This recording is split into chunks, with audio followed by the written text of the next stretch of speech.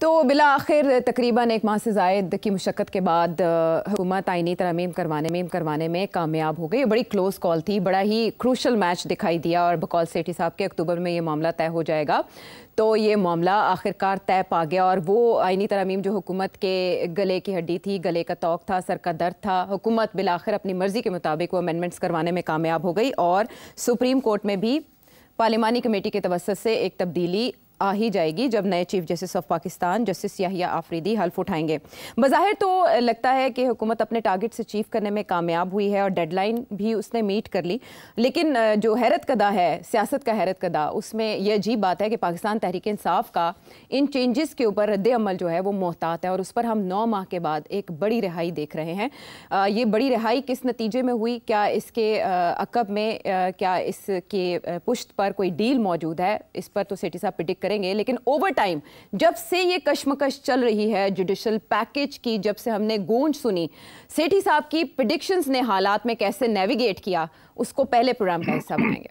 पहली अटेम्प्ट जो उन्होंने मारी उसमें नाकाम हो गए। अगली जो अटेम्प्ट मारेंगे वो अब सोच समझ के मारेंगे ज़रूर, ये मेरी प्रेडिक्शन है, उस पर कामयाब हो जाएंगे। जुडिशल कमीशन जो है और पार्लियामेंट्री कमेटी जो है उनको भी मर्ज कर दिया जाए ताकि गवर्नमेंट का ज़्यादा रोल हो जाए in managing the supreme court. इसी कोर्ट के अंदर एक स्पेशल फॉरएवर एक बेंच बना दिया जाए जिसके अंदर कोई फार्मूला ले आए जिसके साथ ये अश्योर हो जाए कि एक constitution will be followed and not politics. 19th amendment जो है उसको डाइल्यूट किया जाएगा, थोड़ी सी बिटवीन 19th और 18th में चले जाएंगे। जरूरी नहीं है कि सारा कुछ एक ही दिन हो जाए, शायद कुछ चीजें पहले हो जाएं और शायद कुछ चीजें बाद में हो जाएं। पार्लियामेंट का दखल जुडिशल अपॉइंटमेंट्स में और जुडिशल डिसीजंस में होगा। पार्लियामेंट जुडिशरी के तहत अपने आप को मजबूत करेगी। मौलाना is not a problem, he will support this constitutional amendment. Maulana will go along, senate में भी नेशनल असेंबली में भी। पीटीआई कभी भी मौलाना के साथ या इस अमेंडमेंट में हिस्सा नहीं डालेगी।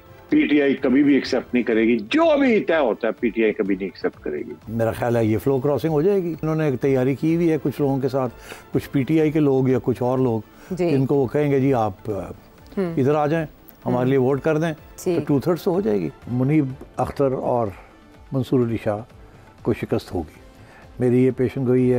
दे will be in the doc. ये अक्टूबर के अंदर ही ये मामले तय हो जाएंगे। ये फैसले हो चुके हैं। मैं ये अपनी कोई राय नहीं दे रहा, मैं आपको इन्फॉर्मेशन दे रहा हूँ, ठीक है, कि ये फैसले हो चुके हैं कि under no circumstances will they allow this regime to be unravelled by a clutch of जजेस। इनमें से ज़्यादातर पेशगोइयाँ सितंबर के अवाइल में की गई हैं और अब अक्टूबर ख़त्म हो रहा है। चीफ जस्टिस के मनसब पर कौन बिराजमान होगा, सेठी साहब ने इस बारे में क्या कहा था? अब मैं कुछ और कह दूंगा तो बहुत ही शोर पड़ जाएगा। I would be surprised, shocked, stunned अगर if the 3 top of the supreme courts all survive. अब ज्यादा नहीं पूछना आपने मुझे। ठीक है, ठीक है, ठीक है, इतना काफी है। अभी some of them may think they will survive, some of them may think they will be the next chief justice, some of them they think that मुझे तो कोई कुछ कर ही नहीं सकता, मैं तो 3rd चीफ जस्टिस बनूंगा and so on. I don't think ये सिचुएशन होगी। I think there will be betrayals, power plays and surprises. और सेठी साहब की ये प्रेडिक्शन उस वक्त ही है जब एक्सटेंशन के चर्चे थे और आइनी तरामीम की नौइयत मालूम भी नहीं थी और ना ही ड्राफ्ट उस तरह मार्केट में आए थे। तो सेठी साहब अब ये मराहिल तो तय पा गए और पर तो दिखाई दे रहा है सब कुछ आपकी प्रेडिक्शंस के ऐन मुताबिक, चाहे वो मौलाना का रोल हो, अमेंडमेंट्स की नेचर हो या कोई टाइमलाइन हो, और पाकिस्तान तहरीक इंसाफ का भी इस सारे मामले में किरदार हो, हू बहू वैसा ही हो गया। लेकिन अब जो हो गया उस पर भी आपका तजिया दरकार होगा। क्या हुकूमत ने ये जिस मकसद के लिए किया अब वो अहदाफ हासिल होंगे? यह हुकूमत के लिए गेम चेंजर साबित होगी आइनी तरमीम और जस्टिस याहिया आफरीदी से वाबस्ता तवक्कुआत पूरी होंगी? जी हाँ, यही $1 मिलियन क्वेश्चन है कि क्या गवर्नमेंट ने अमेंडमेंट तो पास करवा ली बाय हुक और बाय क्रुक, मगर क्या गवर्नमेंट के मामले तय होंगे और रिजॉल्व होंगे कि नहीं। देखिए, अभी पहला ये मसला है, अभी बहुत सी कॉम्प्लिकेशंस हैं और आगे आएंगी भी। अभी डेडलॉक्स भी होंगे और कॉन्स्टिट्यूशनल अमेंडमेंट्स भी करनी पड़ेंगी। ये अभी गेम शुरू हुई है और मेरा नहीं ख्याल कि सुप्रीम कोर्ट के जजेस जो कि प्रो इमरान जजेस हैं वो अपने हथियार गिराने के लिए तैयार है। इसलिए there will be issues and there will be problems. इसी तरीके के साथ वकला हज़रात जो बाहर बैठे हैं उनमें भी डिवीजन है, उनमें भी बहुत से लोग हैं जो कि पिटिशन आफ्टर पिटिशन हर जगह पे बाहर आएगी पिटिशन की, और सुप्रीम कोर्ट के अंदर बड़ी कंफ्यूजन होगी कि ये पिटिशन जो है ये कॉन्स्टिट्यूशनल पिटिशन है, ये पिटिशन जो चल रही है इसके अंदर कौन सुनेगा, इसको कैसे सुना जाएगा, कौन से इसके पहलूज हैं जो कि कॉन्स्टिट्यूशनल है और वो कौन से हैं जो नॉन कॉन्स्टिट्यूशनल है। मैं समझता हूँ अभी एज आई सेड प्रॉब्लम्स अब नजर आने शुरू होंगे आपको। पहला प्रॉब्लम जो आपको नजर आएगा वो तो यही है कि जो लोग तवक्को कर रहे थे कि मंसूर अली शाह और मुनीब अख्तर साहब ये रिज़ाइन करके चले जाएंगे और या फरीदी साहब को क्लीन स्लेट दे जाएंगे, वैसे नहीं हुआ। मेरी तो प्रेडिक्शन ये थी कि ना मंसूर अली शाह चीफ जस्टिस बनेंगे, ना मुनीब अख्तर, और ना ही काजी फायजी साहब।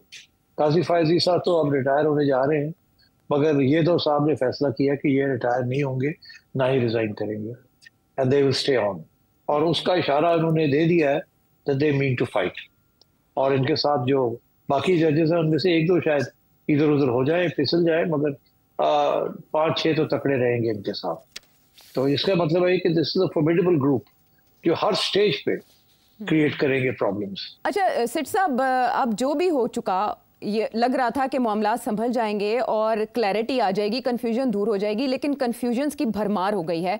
आईनी बेंच की तश्कील कैसे होगी और उसके बाद जुडिशल कमीशन के मेंबर्स कौन कौन होंगे, इन सब मामलात को लेकर मार्केट में बहुत सी थेरीज चल रही हैं, लेकिन आजम नज़ीर तारड़ साहब एक एक करके सबका जवाब दे रहे हैं और वो ये भी कह रहे हैं कि आईनी बेंच अगले हफ्ते से काम शुरू करेंगे, यानी इसको डिले नहीं किया जाएगा। जैसे ही नए चीफ जस्टिस आएंगे, आईनी जुडिशल कमीशन का इजलास होगा और आईनी बेंचेस की तश्कील पर काम शुरू हो जाएगा। एक बेंच में 5 जजेस होंगे और इसके हवाले से असेंबली, सूबाई असेंबली भी बाकायदा एक करारदाद के जरिए मंजूरी देगी।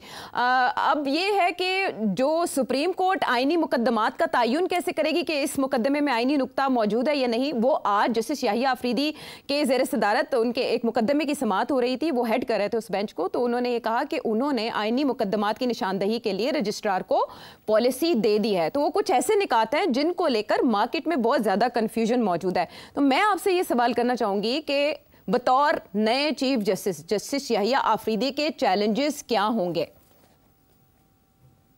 जी हाँ, ये ठीक है, अच्छा किया कि तारड़ साहब ने क्लैरिफिकेशन दे दी है, मगर इट्स नॉट इनफ। अब आपका कहना यह है कि सैकड़ों की तादाद में केसेस हैं सुप्रीम कोर्ट के पास, उनमें से हमें नहीं पता कितने हैं जिनको ये कहा जा सकता है कि उनके अंदर कॉन्स्टिट्यूशनल इश्यूज इन्वॉल्व हैं। अब याहिया अफरीदी साहब ने ये रजिस्ट्रार के हवाले कर दिए जी, रजिस्ट्रार के हवाले तो कर दिया, मगर वो चैलेंज हो जाता है ना कि रजिस्ट्रार का इसके अंदर है, इसके अंदर नहीं है। इसके अंदर वो नहीं है तो आगे से वो जो पिटिशनर हो कहेगा नहीं है इसके अंदर, फिर क्या करेंगे? तो then the registrars decision will be challenged. और मेरी तरफ से तो ये क्लियर है कि ये जो 6-7 जजेस हैं ये ऑब्स्टिकल्स क्रिएट करेंगे हर चीज में। किसी में कहेंगे हम नहीं बैठते, ये तो कॉन्स्टिट्यूशनल बेंच, ये नहीं ठीक, वो नहीं ठीक। अभी मंसूर अली शाह साहब ने रास्ता तो दिखा दिया, एक बेंच में बैठने से इनकार कर दिया, और क्या इसी के साथ दोनों मंसूर अली शाह और आयशा साहिबा ने बैठ के कहा ये इसके अंदर तो कॉन्स्टिट्यूशनल मैटर्स हैं, हम नहीं सुनते। तो अब क्या रजिस्ट्रार जो है रातों रात बैठ के सॉर्ट आउट करेगा? और अगर सॉर्ट आउट करेगा तो प्रायोरिटी किसको देगा? पहले किसको सुनना है, बाद में किसको सुनना है? तो मैं समझता हूँ कि अभी तो there is a long way to go. There are going to be a lot of problems. They have not thought this through, and they should now think about the real issue will be, और ये चौधरी एतजाज एहसन साहब ने point out किया था एक interview के अंदर, and he said the right thing. He said बड़ा मसला बन जाएगा, कैसे आप सॉर्ट आउट करेंगे इन इश्यूज को? हर इशू के अंदर there is a constitutional problem और reference. What was the purpose of doing all this? बस एक चीफ जस्टिस बना देते और वही बेंचेस बनाता और वो देख लेते कॉन्स्टिट्यूशनल मैटर्स। मगर अब तो वो चीफ जस्टिस के हाथ से भी आपने निकाल दिया, आपने सिलेक्ट भी कर लिया याहिया अफरीदी साहब को, मगर उनको पावर भी नहीं दी to make a constitutional bench and so on. तो मेरा ख्याल है कि this is going to be problematic. इसका मतलब तो ये हुआ कि तनाज़ा मजीद गहरा हो गया है। जस्टिस मंसूर अली शाह का जो लेटर है वो ये चाहता है, उन्होंने इसमें डिमांड किया है कि जब तक आप उस ऑर्डिनेंस के ऊपर, तरमीमी ऑर्डिनेंस जो आया था, आप उसके ऊपर फुल कोर्ट बेंच नहीं बनाते या फुल कोर्ट मीटिंग बुला के ये फैसला नहीं करते कि सब जजेस उसको फॉलो करेंगे, रिजॉल्व उनका कि वो उसके ऊपर अमल दरामद करेंगे, तब तक वो किसी बेंच का हिस्सा नहीं होंगे सिवाय पब्लिक इंटरेस्ट के मैटर्स के।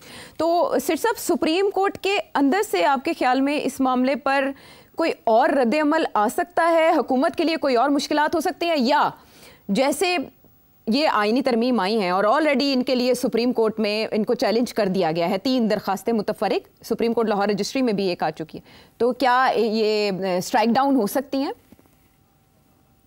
आयशा, देखिए, अगर तो मंसूर अली शाह और मुनीब अख्तर साहब रिजाइन कर देते कि हमारा सीनियरिटी का प्रिंसिपल को फॉलो नहीं किया गया, we feel insulted and therefore we have been bypassed and therefore we are resigning, तो मेरा ख्याल है उसके साथ मैसेज चली जाती कि this situation is now going to unravel and carry on. मगर जो उन्होंने फैसला किया कि हम रिजाइन नहीं करेंगे, तो इसका ये मतलब है वो रेजिस्ट करेंगे। इसका मतलब है उनके साथ जो लोग हैं उन्होंने सबने मिलकर फैसला किया कि हम रेजिस्ट करेंगे, we will not allow this to work, this constitutional amendment. अच्छा। और हर स्टेज पे दे विल क्रिएट प्रॉब्लम्स। तो फिर क्या होगा? फिर सारा काम रुक जाएगा। क्या करेगी गवर्नमेंट फिर? और इनको निकालने की कोई सुप्रीम जुडिशल काउंसिल में ले जाएंगे इन सबको और वहां जाके करेंगे जी कि इनको निकालें आप, और ये जो है मिसकंडक्ट है, ये है, वो है। It's a mess. I don't know how they are going to work this one through. हाँ, अगर मंसूर अली शाह साहब और उनके साथी फैसला ये करते हैं कि they will cooperate and they will work to fulfil the requirements of the amendment, तो फिर तो ये मामला सॉल्व हो जाएगा। मगर अगर उन्होंने फैसला ये किया कि हमें रेजिस्ट करना है, we are not going to cooperate because we don't agree with it.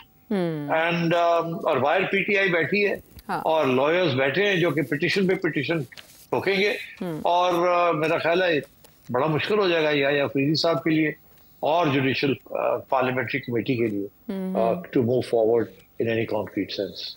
I foresee a lot of issues. नहीं, बतौर जज सिटी साहब, आप नहीं देखते कि याहिया अफरीदी के साथ ताउन करना आसान है और मुमकिन भी है बनिस्बत काजी फ़ाइज़ ईसा साहब के? काजी फ़ाइज़ ईसा साहब तो रुखसत हो रहे हैं, तो बतौर अगला चीफ जस्टिस याहिया अफरीदी को आप इन मुश्किलात पे काबू पाता या ऑन बोर्ड जजेस को लेता नहीं देख रहे? मुश्किल है आयशा। देखिए, कुछ लोग ये कहते हैं कि याहिया अफरीदी साहब को समझाने की कोशिश की थी कि अगर आपको ऑफर होता है तो आप मत एक्सेप्ट करें। अब इसमें कितनी सच्चाई है या नहीं, आई डोंट नो, मगर अगर ऐसे है तो कन्विंस करने वाले तो फेलो जजेस ही है ना, जो उनके बड़े करीब थे। अब मैं नाम नहीं लेता, मगर देयर आर नंबर ऑफ जजेस who are close to Yahya Afridi sahab and but belong to the other group. तो अब याहिया अफरीदी साहब की पोजीशन जो है वो काफी मतलब प्रॉब्लमैटिक बनेगी कि अब इन्होंने जब फैसला किया कि हमें रेजिस्ट करना है और उधर याहिया अफरीदी साहब ने कहा, फैसला किया कि मैंने इसको चलाना है, तो मेरा ख्याल है दोस्तियां अब खत्म हो जाएंगी, दोस्तियां नहीं रहेंगी और अब इश्यूज बनेंगे। आई कांट से किस किस्म के इश्यूज बनेंगे। अंदर की बात, जुडिशरी के अंदर दोस्तियां और यारियां और ambitions and vested interest, I don't know how they are going to play out. मगर देखिए ना, अब मंसूर अली शाह साहब उठ के चले गए उम्रा करने के लिए जी, और ना ही वो ओथ टेकिंग में होंगे और एंड सो ऑन। तो अब वो याहिया नहीं होंगे ना फुल कोर्ट में। फुल कोर्ट में ना होना तो चलो कोई बात नहीं, वो तो उनकी लगती है ना। लेकिन सेठी साहब, सुना था कि फुल कोर्ट रेफरेंस के लिए उन्होंने बड़ी शानदार तकरीर खराज तहसीन पेश करने के लिए तैयार कर रखी है काजी फ़ाइज़ ईसा साहब के लिए, ये रिपोर्टर्स कोट कर रहे थे। ना, वो मेरा ख्याल है कि वो जायजा ही होगा। अच्छा, नहीं, वो तारीफ में नहीं होनी थी, वो कुछ और ही होना था। तो अच्छा हुआ कि वो तो उन्होंने स्पीच नहीं दी, क्योंकि मंसूर अली शाह साहब ने काजी साहब की तारीफ नहीं करनी थी और वो रिश्ता टूट गया है। और अब ये कि जी वो नए चीफ जस्टिस की जो ओथ टेकी है वहां भी वो नहीं होंगे, मैं समझता हूँ कि उनको होना चाहिए था, but clearly he doesn't agree, he is not going to give a vote of confidence to the new chief justice. तो ये तो मामला ठीक नहीं है आयशा, मामला ठीक नहीं है। तो ये जो मंसूर अली शाह साहब का ख़त है, जाते जाते उन्होंने अपने गुज़श्ता ख़त का भी हवाला दिया और डिमांड किया आउट गोइंग चीफ जस्टिस काजी फ़ाइज़ ईसा से। तो काजी फ़ाइज़ ईसा तो रुखसत हो रहे हैं, इन अ वे ये वो मुतालबा इनकमिंग चीफ जस्टिस से कर रहे हैं। जाहिर है, तो इसलिए तो क्लियर है ना। हाँ। ये खत, अब इस खत की क्या जरूरत थी जी? ये तो वर्बली चीफ जस्टिस साहब के साथ बैठ के चेंबर्स के अंदर कोई फैसला कर लेते, मगर नहीं, I think they are making it public. तो the point I am making is के दिस स्प्लिट, दिस रेजिस्टेंस ये चलेगी और शदीद होगी और विल क्रिएट प्रॉब्लम्स। लेकिन रेजिस्टेंस जी, लेकिन सेठी साहब, क्या आप इस रेजिस्टेंस को अदलिया बहाली तहरीक जैसा ही समझते हैं? उस वक्त एक आमिर ने आकर गैर आइनी इकदाम किए थे और फिर अदलिया बहाली की एक तहरीक चली और फिर रिस्टोर हुई जुडिशरी की साख या उसकी हैसियत। अब जो आइनी तरमीम हुई है ये 2/3 अक्सरियत है और एन आइनी अमल है जिसमें सिवाय पीटीआई के सारी पॉलिटिकल पार्टीज ऑन बोर्ड थी। आपके ख्याल में अगर अब ऐसी कोई तहरीक चलती है और उसमें वकला शामिल होते हैं, सिविल सोसाइटी या पीटीआई भी, तो वो कामयाब हो पाएगी? नहीं, ऐसी तहरीक नहीं चलेगी, उस किस्म के हालात नहीं है। मैंने पहले भी एक्सप्लेन किया था कि इस किस्म की तहरीक शुरू तो हो सकती है, वो कामयाब नहीं होगी, क्योंकि के पास बड़े तरीके हैं लॉयर्स को डिवाइड करने के। गवर्नमेंट के पास भी इंड्यूसमेंट्स हैं, पार्टीज के अपने लॉयर ग्रुप्स हैं, so on and so fourth, और पीपीपी और पीएमएलएन के अपने भी ग्रुप्स हैं लॉयर्स के। तो वो जो हामिद खान साहब जो उम्मीद रखते हैं वो नहीं होगी। ना ही जो मुनीर मलिक साहब समझते हैं कि वो एक लॉयर्स मूवमेंट चलाएंगे, वो नहीं होगी। अलबत्ता पेशावर और बलूचिस्तान के जो वकला हजरात हैं उनकी तरफ से तो ऐलान ऑलरेडी हो गया है that they don't accept it, this amendment. And so therefore the bar is divided and the bench is divided, and this is not a good situation, but it will not lead to a lawyers movement to challenge the existing system. इसमें जो अचंभे की बात है वो पाकिस्तान तहरीक इंसाफ का conduct रहा through out. उससे पहले वो मुज़ाकरात का हिस्सा रहे, मौलाना के थ्रू ऑन बोर्ड भी रहे और बहुत सी चीज़ों से वो इत्तफाक भी करते रहे, लेकिन ऐन वक्त पर वो बाइकआउट कर गए। और फैसल वावडा साहब उनके इस तर्ज अमल पर बाकायदा तबसरा भी कर रहे हैं कि बिके हुए हैं या जो भी वो जो उनका सियासी तज्जिया है। अब सेठी साहब, पार्लिमानी कमेटी के लिए नाम देने के बाद बैकआउट कर गई पाकिस्तान तहरीक इंसाफ पार्लिमानी कमेटी से, तो लेकिन अब जुडिशल कमीशन का मामला है और उसका इजलास होना है और अपॉइंटमेंट्स होनी है आइनी बेंचेस के लिए। आपके ख्याल में पाकिस्तान तहरीक इंसाफ इस वक्त क्या गेम कर रही है? जस्टिस याहिया अफरीदी पर हमने देखा अभी तक कोई बाकायदा तबसरा या मुखालिफत उस तरह से नहीं की गई। सीनियर मोस्ट जज के अपॉइंटमेंट के हवाले से केपी के सीएम ने बाकायदा मुतालबा किया है कि हम एहतजाज करेंगे अगर सीनियरिटी को प्रेफरेंस ना दी गई। मेरा आपसे सवाल यह है कि अब पाकिस्तान तहरीक इंसाफ की स्ट्रैटेजी क्या होगी? देखिए, आपने कहा ना कि ये जुडिशल कमीशन में बैठेंगे। जी बताएं। बैठेंगे ना, अगर पीटीआई जुडिशल कमीशन में बैठेगी तो देखिए वहाँ 13 लोग हैं ना जी। तो आज वो मैं देख रहा था, राना सनाउल्लाह साहब कह रहे थे कि अगर कहीं मेजॉरिटी बनती है तो एक की मेजॉरिटी बनेगी। अब यू कांट प्रिडिक्ट, वहां भी अगर ये बैठते हैं और वहां भी ऐसे जजेस बैठे हुए हैं तो 5 तो जजेस होंगे ना। तो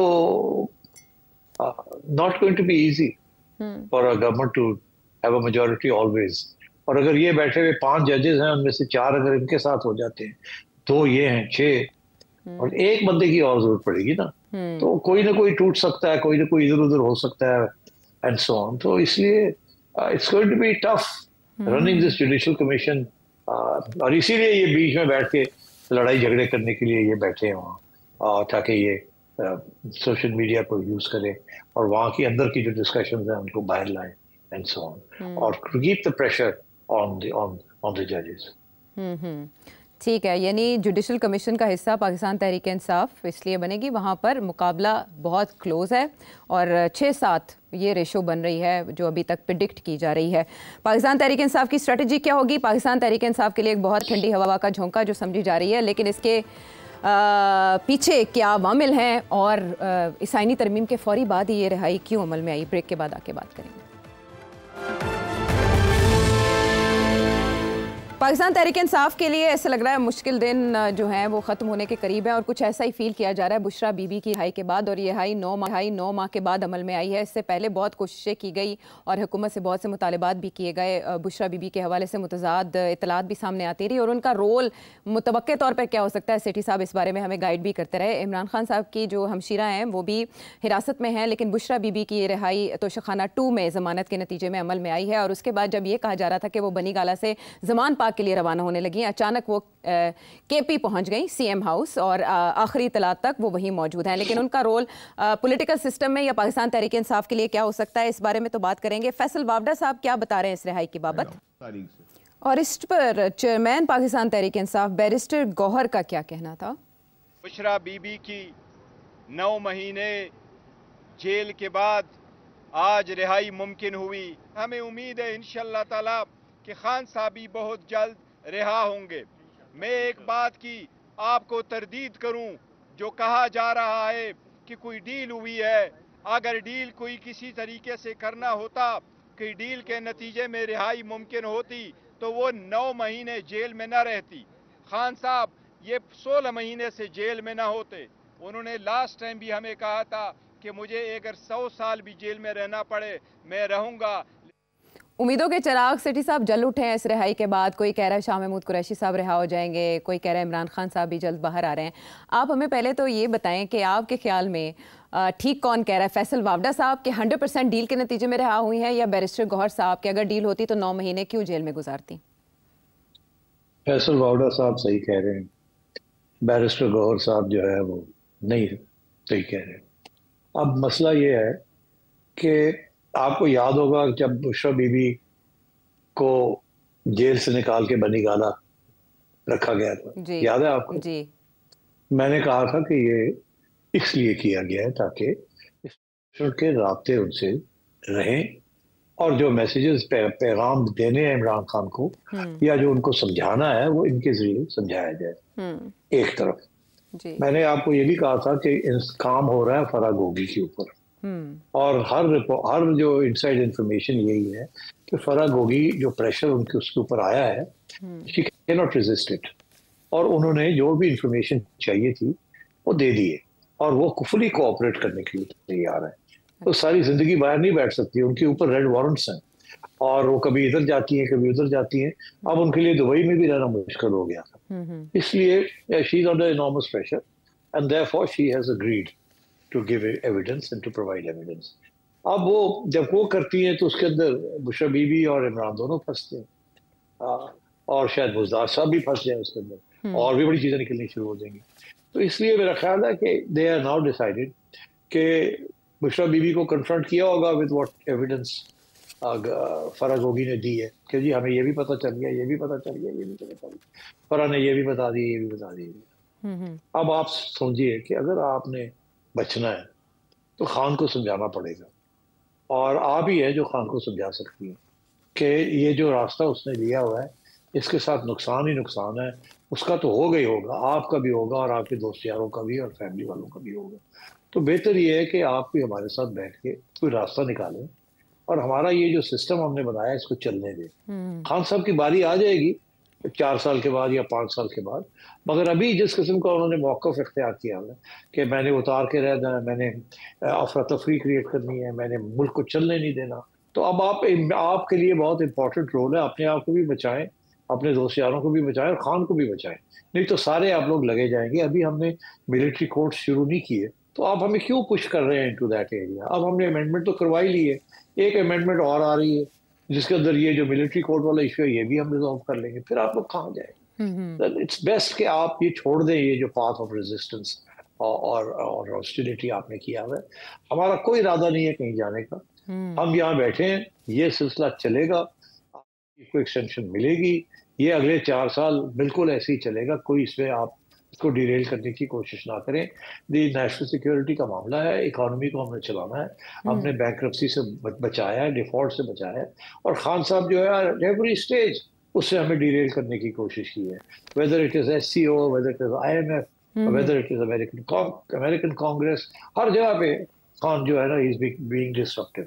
तो आप मेहरबानी करें, are you ready to play this role. तो मेरा ख्याल है there's been an understanding कि yes, give me a chance, let me see, मैं बात करती हूँ गंडापुर के साथ और एक दो और लोगों के साथ, और जाके खान के साथ हम बात करते हैं और समझाते हैं कि भाई ये रास्ता जो हमने इख्तियार किया भाई ये फेल हो गया, हमें कोई और रास्ता इख्तियार करना चाहिए, let's do a Midway house.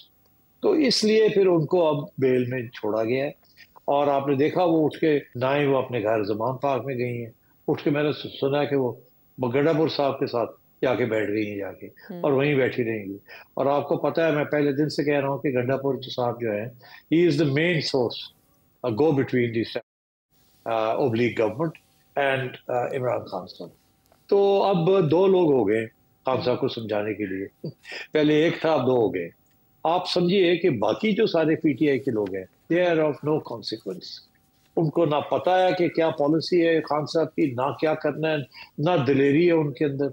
इस वक्त दो ही लोग हैं जिनकी अहमियत है, एक है गंडापुर साहब और एक है बुशरा बीबी, और इनको अब इकट्ठा कर दिया गया है और जाहिर है कोई प्लान के तहत किया गया है, इनको समझाया गया है। और ये क्या कामयाब होते हैं या नहीं होते तो फिर देखा जाएगा। अगर कामयाब होते हैं तो बड़ी अच्छी बात है, बाहर रहेंगे, केसेस जो अपनी जगह पे रहेंगे वो चलेंगे नहीं, और सोर्ड ऑफ डेमोक्रेसी जिसे कहते हैं ना, वो तलवार लटकी रहेगी, मगर होगा कुछ नहीं। खान साहब को मनाना है कि ये जो उन्होंने पाथ ऑफ रेजिस्टेंस और लड़ाई झगड़े का जो रास्ता इख्तियार किया है इसको ख़त्म करें, लड़ाई झगड़े बंद करें, ताउन करें, इस सिस्टम को मजबूत करें। और अगला हम आपको वादा करते हैं, ये भी किसी स्टेज पे कह दिया जाएगा कि 5 साल के बाद आपको एक फ्री इलेक्शन दे देंगे, तो फिर अगर आपकी पॉपुलैरिटी हुई तो आप आ जाइएगा। बट उससे पहले आपने बहुत सी माफिया मांगनी है, आपने उससे पहले बहुत से ऐसे फैसले किए हैं जो गलत फैसले थे, जो हम समझते हैं एंटी पाकिस्तान थे। इस किस्म का लेक्चर दिया गया है बुशरा बीबी को, जो उन्होंने आगे जाके, अब वो खान मानता है बात, नहीं मानता, क्या होगा क्या नहीं होगा, दैट आई कांट से। और मैं ये भी आपको बता दूं कि अगर खान गंडापुर की और बुशरा बीबी की बात नहीं मानेगा, और जो भी ये जो कोशिश कर रही है किसी तरीके के साथ खान साहब के साथ कोई डील हो जाए, वो अगर खान साहब नहीं मानते तो फिर मैं समझता हूँ कि बुशरा बीबी वापस जेल चली जाएंगी, और अनफॉर्चुनेटली, और गंडापुर साहब भी शायद उनके ऊपर भी कुछ कार्रवाई होगी। तो भाई देखो, if you can't succeed then you fail, then we don't need you, then the law will take its course. क्योंकि जब डील्स होती हैं तो डील के अंदर यही होता ना कि जी हम ये नहीं करते आप वो करें, आप वो ना करें हम ये नहीं करते। तो अगर ये इनको जो टास्क दिया गया, अगर ये कामयाब नहीं होते खान को मनाने में और सारी स्टेबिलिटी करने में, और अगर पीटीआई बाहर बैठ के यही लड़ाई झगड़े और जजेस के अंदर इंतशार और ये कंफ्यूजन ये सारी करेगी, then I think back to the barracks, sorry back to prison. हाँ, यानी बैक टू स्क्वायर वन। लेकिन मुझे सिर्फ साहब आपके तजिए से ये समझ आ रहा है कि जैसे ये डील जो है ये एक्सक्लूडिंग इमरान खान साहब की गई है और उनके इल्म में नहीं है, तो इसका मतलब है पीटीआई का पॉलिसी शिफ्ट तो नहीं आ रहा।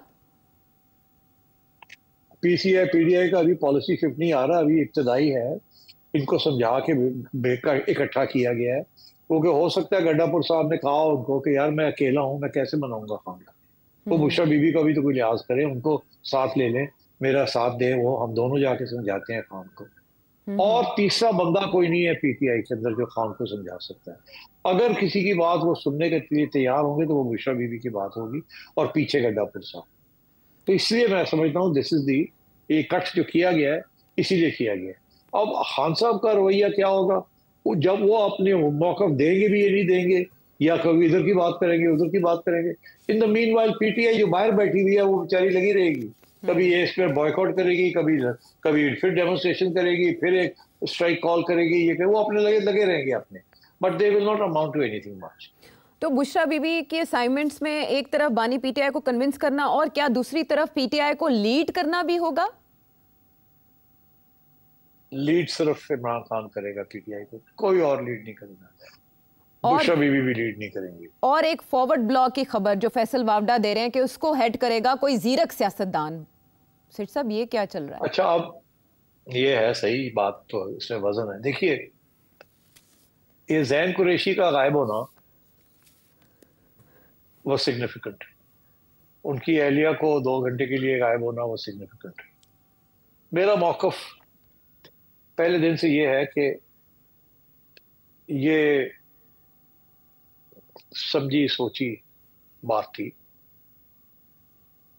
क्योंकि जैन कुरैशी के ऊपर इल्जाम पीटीआई लगा रही थी कि ये बंदा फिसल रहा है, ये बंदा नजर नहीं आ रहा, ये फिर कर क्या रहा है।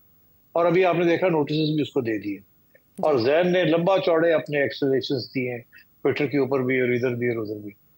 मगर उसमें उन्होंने एक बड़ी इंपॉर्टेंट बात की है। उसने कहा मैं अपने वालिद को कभी नहीं बिट्रे करूंगा, मैं उनका जो उनका हुक्म होगा उसको मानूंगा। तो उन्होंने अपने वालिद का भी जिक्र किया है। ये और बात है, ये कहा कि मैं तो पीटीआई के साथ हूँ वगैरह, मगर उन्होंने ये हवाला दिया कि मैं अपने वालिद के ऑर्डर्स के मुताबिक जो भी फैसला करूंगा उनके ऑर्डर्स के मुताबिक करूंगा। अब आप देखिए, अगर आप शाह महमूद कुरैशी साहब का की पोजीशन देखिए, वो भी उतनी देर से जेल में है जितनी देर से इमरान खान साहब। उन्होंने डट के साथ दिया इमरान खान, कोई कॉम्प्रोमाइज नहीं की, कोई डील नहीं की, ऐसे ही है जी। मगर हुआ क्या है, पीटीआई उन्हें भूल चुकी है। उन पीटीआई का एक बंदा नहीं है जो उनको मिलने जाता है, उनका एक बयान नहीं है जो बाहर आता है, उनको कोई उनकी अहमियत नहीं रही पीटीआई में। और बाकी लोग जो बाहर बैठे हुए हैं वो आगे बढ़ रहा है, कोई सेक्रेटरी जनरल बन रहा है, कोई ये बन रहा है, कोई वो बन रहा है। सारे ओहदे तो बाहर बैठे हुए लोग ले गए जो जेलों में नहीं जाना चाहते। और जो जेलों में बैठे हुए खान साहब और कुरैशी साहब और कुछ हार्डलाइनर्स बच्चे और पार्टी के मिलिटेंट लोग, वो जेलों में बैठे हुए, उनको कोई पूछने वाला नहीं है, उनके पास कोई अच्छे वकील नहीं है, उनकी कोई स्टेटमेंट्स नहीं है उनके हक में।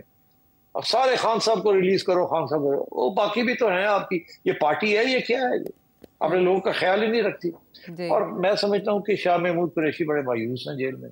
अच्छा। मेरा ख्याल है वो उनको सोच उनके साथ भी राब्ता है, और उनको भी ये समझाया जा रहा है कि you are in the wrong party, this party doesn't give a damn about you and you are in the wrong place at the wrong time. अभी भी वक्त है। आप लोगों का ख्याल था कि आप लोग हमें नाकाम बना देंगे, ऐसे नहीं हुआ। We are now more solidly entrenched than before. ये पैगाम है उनके लिए, शाह साहब के लिए। और अब आप छोड़ दें, या तो आप खान को छोड़ें या खान को मनाएं, एक बात। दूसरी बात ये है कि हमारी हिमायत करना अब वक्त आ गया है कि you have to support us. ठीक। तो मैं ये समझता हूँ कि जैन को यही हिदायत थी कि आप वोट डाल दो। इसीलिए जैन इधर उधर हो गए थे, डिसअपेयर हो गए थे। मतलब एक बंदा है वो डिसअपेयर हो जाता है, उसकी पार्टी के हाई अप्स को पता नहीं वो कहाँ है। और फिर उनकी एहलिया को 2 घंटे के लिए कोई ले जाता है और फिर वापस आ जाती है और कुछ हुआ ही कुछ नहीं जी। तो मतलब इट डजंट मेक सेंस। तो मैं समझता हूँ ये मेरी भगत थी, ये सोचा समझा प्लान था कि कम से कम थोड़ा सा ये इशारा दिया जाए कि जैन इसलिए गायब है क्योंकि उसकी फैमिली के ऊपर बड़ा प्रेशर है। एक्चुअली जैन गायब वायब नहीं था। चले, that's my view. He was where they wanted him to be, at close quarters, and ये सिर्फ ड्रामा किया गया था। अच्छा, अब सिचुएशन ये है कि मेरा ख्याल है कि अगली जो स्टेज है वो तो शाह महमूद कुरैशी साहब की बेल की है। बिकॉज ये हो सकता है कि बुशरा बीवी वापस आके और गंडापुर साहब के हमने खान के पास गए हैं, उसको समझाया, मगर वो अभी भी समझता नहीं है। एक मदा और दियो साहब, शाह महमूद भी बाहर कढो। वो भी हमारे साथ जाए, अब जाके समझाए उसको। ठीक है, आप समझे मेरी बात। हाँ, हाँ। तो मेरा ख्याल है कि अब शाह महमूद साहब की भी बेल हो जाएगी। मैं समझता हूँ फैसल वाडा साहब जो है वो बड़ी जो बात करते हैं वो खरी बात होती है, अंदर की बात होती है। You should pay attention to what he says, and therefore I think Zain is following orders. चले, इससे हमें ये तो पता चला कि जो खबरें हैं मार्केट में उनमें से कौन कौन सी हकीकत में बदल सकती हैं, और ये भी पता चल गया कि शाह महमूद कुरैशी साहब का रोल परवेज़ इलाही साहब के रोल से मुख्तलिफ होगा रिहाई के बाद। तो मुमकिनात क्या हो सकते हैं, किसके पास कौन कौन से कार्ड्स हैं? जी सेठ साहब। एक बात मैं करना चाहूँगा जी, जाते जाते। शाह महमूद कुरैशी साहब के ऊपर उनकी अपनी फैमिली का भी बड़ा प्रेशर है जी। आप कहाँ फंस गए जाके? तो और ये हमारे ऊपर क्या ये जुल्म हो रहा है? अब तो जहाँ वेयर वी बिलोंग वहां से तो आपने हमें काट दिया, तो please come back. We are all very pro. और ये अंग्रेजों के जमाने से it's been a pro family. जो बड़े लैंडलॉर्ड से they were always pro British Raj, and so therefore मैं समझता हूँ कि शाह साहब के ऊपर बड़ा प्रेशर है। अब उनकी जब बेल होगी तो फिर वो भी खान साहब को मिलने जाएंगे। खान साहब को अभी कोई रिहाई का कोई इम्कान नहीं है, not until such time that he does an ironclad deal कि अब वो पार्लियामेंट के अंदर आके बैठेंगे और पार्लियामेंट को चलने देंगे, गड़बड़ नहीं करेंगे, केसेस अपनी जगह पे रहेंगे, ताकि जब भी जरूरत पड़े अगर खान साहब इधर उधर हों या ये लोग इधर उधर हों बटन दबाए वापस बैक इन प्रेजेंट। ठीक है, तो पाकिस्तान तहरीक इंसाफ की सियासत में क्या हलचल मच रही है, किसकी वजह से मच रही है और आने वाले दिनों में क्या हो सकता है, साथ ही ब्रेक के बाद शो में एक बार फिर खुश आमदेद। और अब इमरान खान साहब के लिए जो आवाज़ें पहले भी बुलंद होती रही हैं उसमें एक और जानदार आवाज़ शामिल हुई है। वो 60 से ज़ायद अमरीकी ऐवान नुमाइंदगान की है जिन्होंने इमरान खान साहब की रिहाई के लिए प्रेसिडेंट जो बाइडन को ख़त लिख दिया है। सेठ साहब, इस पर तर्जुमान दफ्तर ख़ारिजा की जानिब से तशवीश का इजहार किया गया है और नापसंद किया गया है इस अमल को, लेकिन आपके ख्याल में इस ख़त के कोई असरात हो सकता है, कोई किरदार हो सकता है पाकिस्तान की सियासत में इमरान खान साहब के लिए? Yes and no. पहली बात तो ये है कि पहले जैसे स्टेट डिपार्टमेंट ने इस किस्म के ख़त का प्रेशर नहीं लिया और वाइट हाउस ने नहीं लिया, अभी भी नहीं लेंगे। मगर ये तो हो गया नो। अब यस वाली बात जो है वो बड़ी इंटरेस्टिंग है। एक मिनट में मैं इसका इशारा कर देता हूँ। ये जो बातचीत चल रही है ना, अब शाह महमूद कुरैशी साहब बाहर आएंगे, फिर उसके बाद बुशरा बीबी और ये लोग जाके खान साहब को समझाएंगे। अगर खान साहब बात मानते हैं, चले कि अगले 4 साल एजुटेशन नहीं होगी और वो चलने देंगे सिस्टम को ताकि उनको इलेक्शन मिल जाए, तो मेरा ख्याल है कि वो फिर गारंटीज मांगेंगे कि जी हमें क्या पता कि आप करेंगे या नहीं करेंगे।